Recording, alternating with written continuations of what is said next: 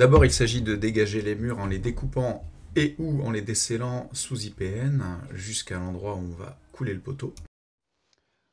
Ok, donc première étape finie, j'ai dégagé le mur. Je l'ai nettoyé, dépoussiéré.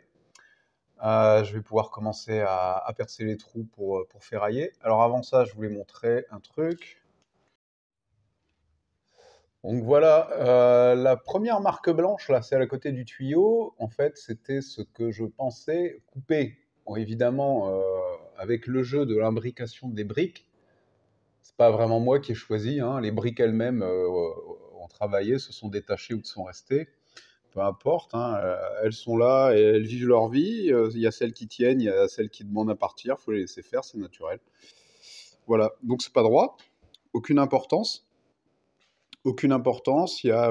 J'ai laissé juste toutes les briques qui étaient en prise avec le pignon, hein, avec le côté, le mur porteur de la maison. Évidemment, je les ai pas délogés, même si je suis allé un petit peu profond. Donc voilà, pas de souci, tout ça va être rempli de béton.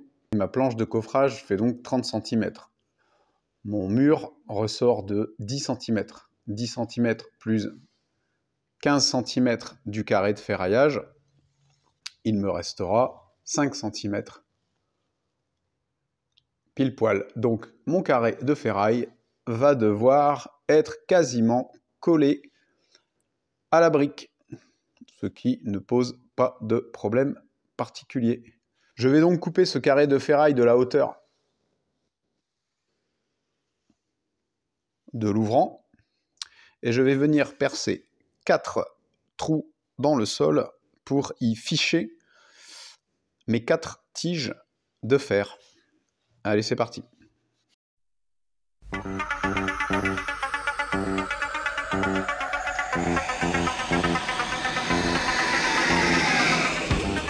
Les 4 trous percés ici bien verticalement me serviront à la fois à assurer la cohésion de l'ensemble et la verticalité.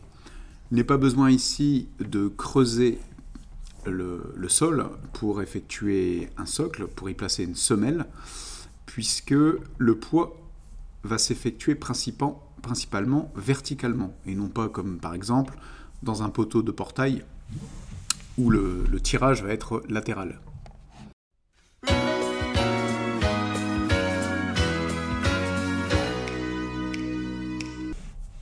Entre le haut de carré de fer et l'IPN, 3 cm en pleine, 5 cm en bord de mer dû à l'oxydation.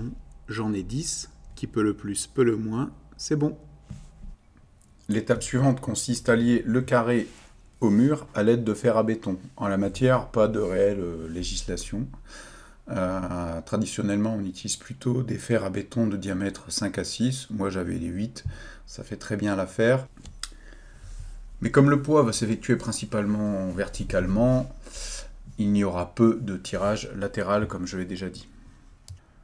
A l'aide d'un coupe-boulon, si vous en avez un, ou comme moi, d'une disqueuse, il ne reste qu'à découper les fers du mur jusqu'au bord extérieur du carré et à les enfoncer.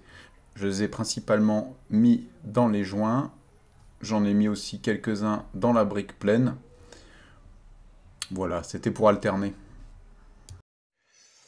Donc voilà, au début, j'avais prévu de venir, vous voyez, en prise dans le mur, j'avais prévu de venir cintrer ici bien précisément à 90 degrés, machin, impossible. J'ai dû couper et fixer un fer puis l'autre, ce qui en fait ne change absolument rien, puisque le lien est déjà fait, hein, tout autour du carré. Voilà, donc il suffit maintenant de ligaturer, mais avant ça, je vérifie la verticalité de l'édifice. Voilà, superbe, c'est parfaitement aligné. Vous voyez, en haut, il me reste un peu plus de 10 cm jusqu'à l'IPN, ou plutôt l'HEA. C'est très bien. Voilà, les fers sont donc ligaturés. Vous voyez, à chaque étage, la géométrie est un petit peu différente. Aucune importance. Ce qui compte réellement, c'est que le carré soit bien relié au mur. Bon, moi je vous conseille de les couper au droit et de les ficher au droit sans trop s'embêter à faire des angles.